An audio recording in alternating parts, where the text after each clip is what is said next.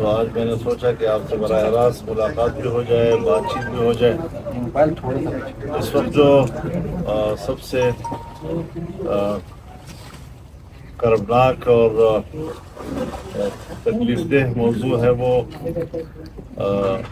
اسرائیل کی وحشیانہ دہشت گردی ہے، ریاستی دہشت گردی، اور جو غزہ کے مسلمانوں کا قتل عام کر رہی ہے۔ 50 سے 60 ہزار مسلمانوں کو، جو بچے ہیں، خواتین ہیں، بوڑھے ہیں، عام شہری ہیں، ان کو شہید کیا ہے انہوں نے، اور ابھی تک ان کا خون پی پی کر ان کا پیاس نہیں بجھ رہا ہے۔ اب انہوں نے اس کی یہ سلسلے جو ہیں وہ لبنان تک وسیع کر دی ہے، دوسری اسلامی ممالک تک وہ آگے بڑھ رہا ہے۔ تو اس دہشت گردی کا راستہ روکنا امت مسلمہ کا فرض بن جاتا ہے، اور ایسے حالات میں امت مسلمہ کی خاموشی یا ان کے حکمرانوں کی جو خاموشی ہے وہ پوری امت مسلمہ کے لیے تشویش کا باعث ہے۔ ہمیں بڑا واضح موقف لینا چاہیے، عملی اقدامات کرنے چاہیے، اور فلسطین کی آزادی اور مسجد اقصیٰ کی آزادی کے لیے مسلمانوں کو ایک متحدہ کمانڈ میں آنا چاہیے، مشترکہ دفاع میں ان کو ایک پالیسی بنانی چاہیے۔ یہ بھی بڑی واضح بات ہے کہ اسرائیل اس وقت جو اسلحہ استعمال کر رہا ہے اس میں امریکہ اور مغربی دنیا کا اسلحہ شامل ہے۔ ان کی پشت پر وہ لوگ موجود ہیں، اور انسانی نسل کشی کے اس عالمی سطح کا جرم جو کر رہے ہیں، انسانی جرم کا ارتکاب کر رہے ہیں، کس بنیاد پر آج کے بعد امریکہ کو یا مغربی دنیا کو انسانی حقوق کی بات کرنے کا حق حاصل ہوگا، جبکہ انسانوں کا خون ان کے ہاتھوں سے ٹپک رہا ہے اور وہ عالمی دنیا کی قیادت کی بات کرتے ہیں۔ امریکہ اور مغربی دنیا کو عالمی دنیا کی قیادت کا اب کوئی حق حاصل نہیں ہے۔ پرسکون عالمی زندگی، انسانیت کی زندگی یہ مطلوب ہے، اور یہ اس کے دشمن ہے۔ انسانوں کا قتل عام کا ایک کئی دہائیوں پر مشتمل اب ان کی جو تاریخ ہے وہ ناقابل برداشت ہو چکا ہے، اور ان کو اپنے رویے میں تبدیلی لانی ہے۔ اسلامی دنیا کے نامور شخصیات کو نشانہ بنایا جا رہا ہے۔ ان کا یہ خیال ہے کہ مسلمان جب ان کی شخصیات دنیا سے چلی جائیں تو مسلمان اپنا جذبہ ہار جاتا ہے۔ مسلمان اور اسلام، اس کی بقا کا دار و مدار ان کے عقیدے پر ہے، ان کی توحید پر ہے، ان کے اسلام پر ہے، اور اسلام کی بقا کے لیے وہ ہتھیار نہیں ڈالتے، وہ آگے بڑھتے ہیں اور اپنی جدوجہد کو جاری رکھتے ہیں۔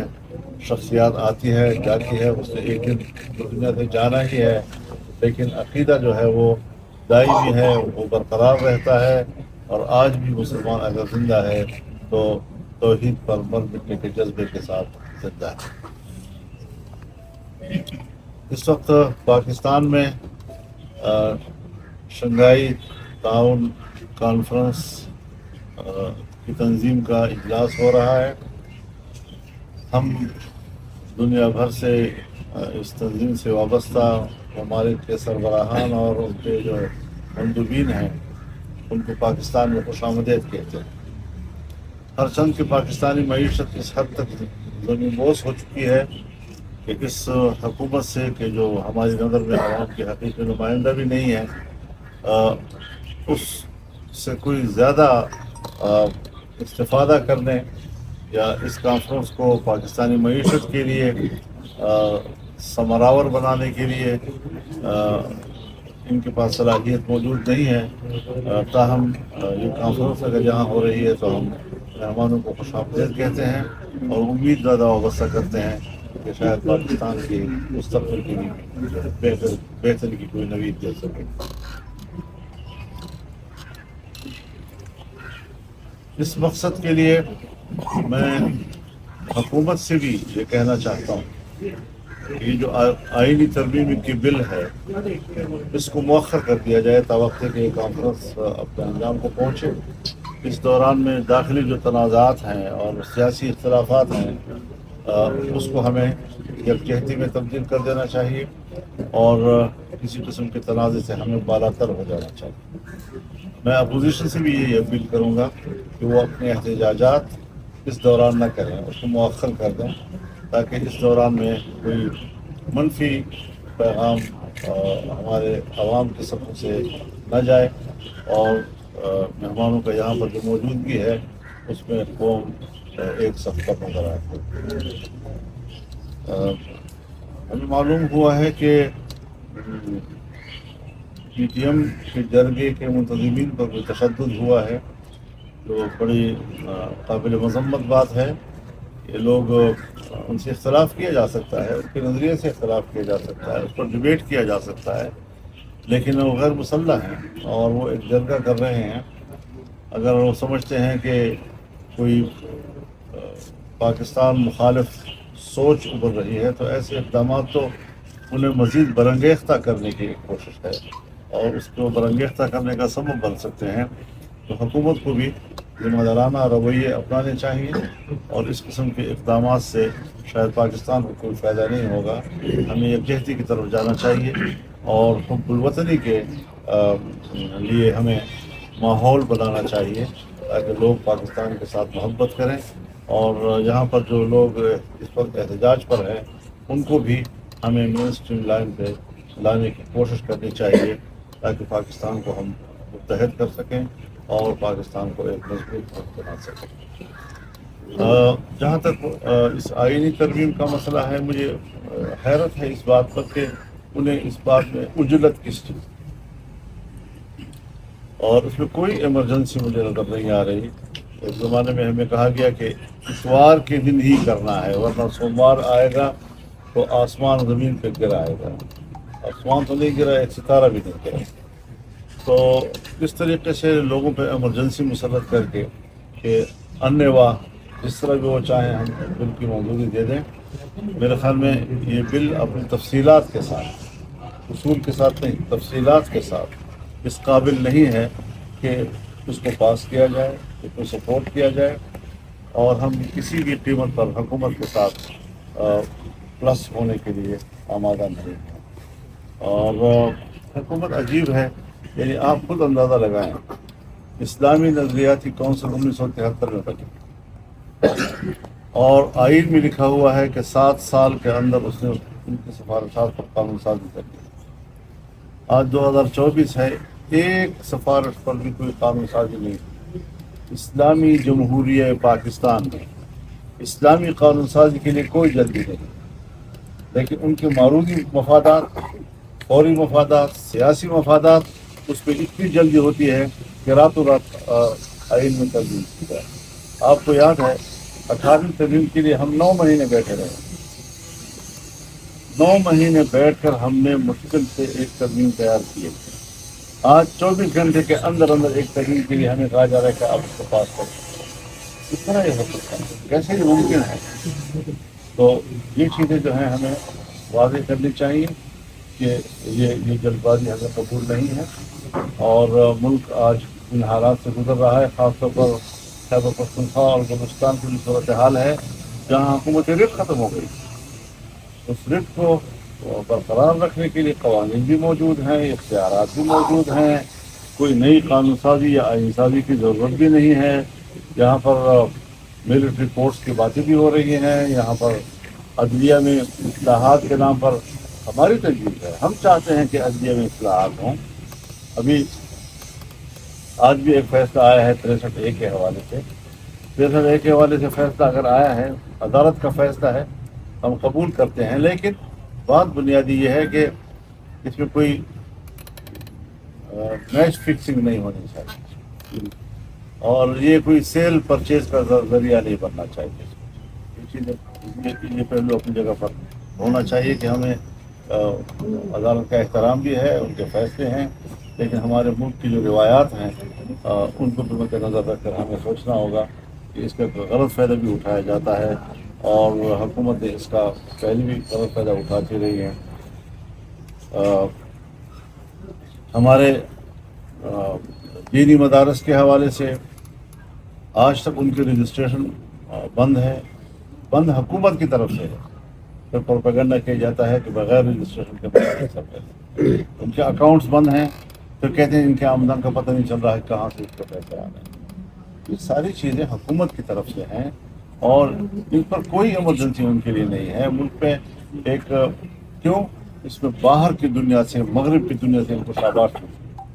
جس مسئلے پر ان کو مغرب کی طرف سے شاباش ملتی ہو ان کی کوئی ضرورت نہیں، لیکن جہاں سے وہ سمجھتے ہوں کہ ہمیں اپنے مفادات کے لیے ترمیم کرنی ہے وہ فوراً ترمیم بھی لے آتے ہیں اور قانون سازی کی ضرورت پڑتا ہے۔ میں سمجھتا ہوں کہ جو ملک میں ابھی تک پینڈنگ مسائل ہیں اور اس کے لیے قانون سازیاں روکی گئی ہیں، کیوں روکی گئی ہیں؟ اچھی بڑی معاملات میں اتفاق رائے ہونے کے باوجود مدارس کے معاملات کو طے نہیں کیا گیا۔ تو یہ ساری چیزیں اہم ہیں اور پاکستان میں اس کو پرائرٹی ملنی چاہیے۔ اگر اس کو پرائرٹی نہیں ملے گی، ہمارے نزدیک جو حکومت کی طرف سے تجاویز آ رہی ہیں کوئی ہمارے نزدیک کی پرائرٹی نہیں، ہم اس کو کوئی اہمیت نہیں دیں گے۔ جس کو ہم اہمیت دینا چاہتے ہیں ان کو لائیں بات، ہماری بھی بات سنی جائے نا۔ اگر ہم اتنے اہم ہیں اور ہمارا ووٹ اتنا ضروری ہے تو پھر ہمارے مقاصد کے لیے ضروری کیوں نہیں ہے، تمہارے مقاصد کے لیے کیوں ضروری ہے؟ یہ ہماری گزارشات ہیں اور اس حوالے سے میں ایک بار پھر آپ کو مولانا صاحب یہ بتائیے جو آپ نے کہا کہ یہ میچ فکسنگ نہیں ہونی چاہیے، تو کیا یہ جو فیصلہ آیا ہے پھر اس کو آپ میچ فکسنگ سمجھتے ہیں؟ نہیں، میں سمجھتا نہیں ہوں، ہونا نہیں چاہیے، مولانا صاحب یہ بتائیے کہ جیسے ہونا نہیں چاہیے۔ ابھی نہیں ہے؟ میں نہیں کہہ رہا کہ ہے، لیکن میں کہتا ہوں نہیں ہونا چاہیے۔ مولانا صاحب یہ بھی ایک عدالت کا فیصلہ آیا جیسے آپ نے بات کی، اور دوسرا حکومت نے فوری طور پہ یہ پتہ چلا ہے کہ فوری طور پر مشترکہ اجلاس جو ہے وہ بلایا جانے کی جو ہے وہ امکانات ہیں اور جلد بلایا جائے گا۔ اگر ان دنوں میں اگلے آنے والے 2-3 دنوں میں اجلاس بلایا جاتا ہے اور آئینی ترمیم کا کوئی مسودہ پیش کیا جاتا ہے تو اس صورت میں جے یو آئی کا اور دوسری اپوزیشن کا کیا کٹ ہوگا، کس طرح سے آپ جائیں گے؟ کیا آپ اس کا بائیکاٹ کریں گے یا وہاں پہ احتجاج کریں گے؟ اس حوالے سے کوئی حکمت عملی ابھی تک نہ ہمیں مشترکہ اجلاس بلانے کی خبر ہے اور نہ اس حوالے سے ہم نے بھی کوئی حکمت عملی بنائی ہے۔ ظاہر ہے ہمارا ایک موقف ہے، جو بھی حکمت عملی ہوگی ہمارے موقف کے تابع۔ حکومت بھی کہا جا رہا ہے کہ جے یو آئی کے علاوہ حکومت کے پاس جو نمبر گیم ہے وہ پوری ہے، کیا آپ سے کے ساتھ جو ملاقاتیں ہیں اس سے یہ بات ظاہر ہوئی ہے کہ اس طرح کی بات ہے؟ اور اگر نمبر گیم پوری ہے تو پھر آپ کے ساتھ ملاقاتوں کے حوالے سے آپ کیا کہیں؟ ابھی ہمیں ایسی کوئی اطلاع نہیں ہے جس کا حوالے سے آپ بات کریں۔ مولانا صاحب آپ نے فلسطین کی بات کی اور امت مسلمہ کی بات کی، تو یہ رول جو ہے وہ سعودی عرب ادا کر سکتا ہے، لیکن سعودی عرب ابھی تک کچھ بھی نہیں کر رہا، تو آپ کا کیا سٹانس ہے؟ سعودی عرب کو کیا کرنا چاہیے؟ آپ مطمئن سے؟ میرے خیال میں سعودی عرب کو قیادت کرنی چاہیے امت مسلمہ کی، ان کا ایک مقام ہے، اور پاکستان، انڈونیشیا، ملائیشیا، مصر، ترکی، ان کا ایک گروپ ہونا چاہیے جو فلسطین کے مسئلے پر یہ اپنا قائدانہ کردار ادا کرے اور امت مسلمہ کو ایک پلیٹفارم پر لائے۔ مولانا صاحب ایک تو پہلی بات یہ کہ آپ کی جو میڈیا ٹیم ہے وہ ہمارے ساتھ کوئی تعاون نہیں کرتی۔ آپ کے 4-5 جو چھوٹے بڑے ترجمان ہیں اس کی جانب سے کوئی رسپانس نہیں آتا، باقی سیاسی جماعتیں تعاون کرتی ہیں لیکن آپ کی پارٹی کے جو میڈیا ٹیم ہے وہ بالکل تعاون نہیں کرتی۔ آپ کیسے تعاون چاہتے ہیں؟ مطلب رابطہ کرتے ہیں، کوئی چیزیں پوچھتے وہ کوئی کال نہیں اٹھاتے، کوئی جواب نہیں دیتے، میسج کے جواب نہیں دیتے، اور سوال ایک سوال ہے۔ آپ امیر منتخب ہوئے ہیں، مولانا صاحب 90 کی دہائی سے لے کر اب تک آپ ہی امیر چلے آ رہے ہیں، حالانکہ آپ جمہوریت کی بات کرتے ہیں، تو کیا جماعت علماء اسلام میں اب تک آپ کے مقابلے میں بھی اور امیر نہیں آیا؟ جماعت سے پوچھیں۔ مولانا صاحب یہ فرمائیے گا کہ آپ نے ایک تو اس پارلیمنٹ کو مسترد کر دیا اور آپ نے کہا کہ اس پارلیمنٹ کو کوئی حق حاصل نہیں ہے کوئی آئینی ترمیم کرنے کا، دوسری جانب یہ بھی خبریں ہیں کہ آپ پی ٹی آئی کے ساتھ مل کر کوئی ترمیم کا مسودہ بنا رہے ہیں، تو یہ مطلب ہے کوئی اس میں کیا ہے کہ آپ اگر آپ کی میں نے اپنی سوچ آپ کو بتا دی ہے، یہ ہماری سوچ ہے، باقی ہمارے رابطے ہیں، پیپل پارٹی سے بھی ہمارا رابطہ ہے اور ان سے بھی یہی طے ہوا ہے کہ آپ بھی ایک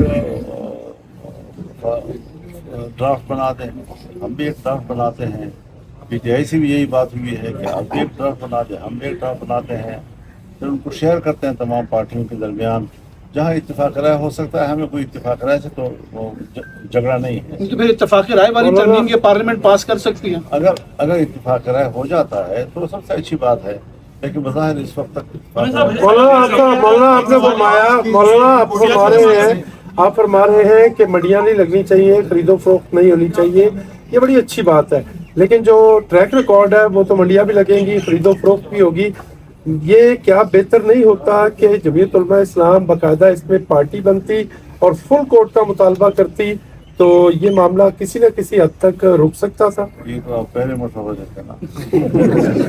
आपने पूछा नहीं पहले, आपने पहले पूछा नहीं मौलाना साहब। आज के फैसले से फ्लो क्रॉसिंग तकरीबन अलाउ हो चुकी है। बतौर सियासतदान पार्लियामेंटेरियन आप इस चीज़ को कैसे देखते हैं कि अब लोगों की वफादारियां भी तब्दील कराई जाएंगी? अल्हम्दुलिल्लाह 88 से मैं असेंबली में नहीं किसी सूबाई असेंबली में नहीं विफाक में कोई एक मेंबर भी हमारा फ्लोर क्रॉस नहीं कर सका है। हम अपनी पार्टी के जिम्मेदार हैं। अल्हम्दुलिल्लाह अल्लाह ने हमें ये इज़्ज़त दी है। हमारे अरकान पार्टी के साथ बड़े मजबूती के साथ खड़े होते हैं, उनकी कमिटमेंट होती है और आज भी हमें ये उम्मीद है कि इंशाअल्लाह जमीयत उलमा इस्लाम के बारे में भी फिक्र रहें, बाकी जो है उन पर ख्याल रखा जाए। आज के फैसले के बारे में सर, आपने पहली दफा आपने जो इनकार किया, उसके बाद दूसरी कोशिश में सुप्रीम कोर्ट के फैसले की रोशनी में अब ये तरमीम किसी न by hook and by crook अगर करवा ली जाती है, तो आपने पेशावर में कहा कि ये तरमीम का जो मसवदा है ये आईनी तरमीम का नहीं मार्शल लॉ का मसवदा है। तो अगर ये by hook and by crook करवा ली जाती है जोर जबरदस्ती, तो फिर आपकी क्या है?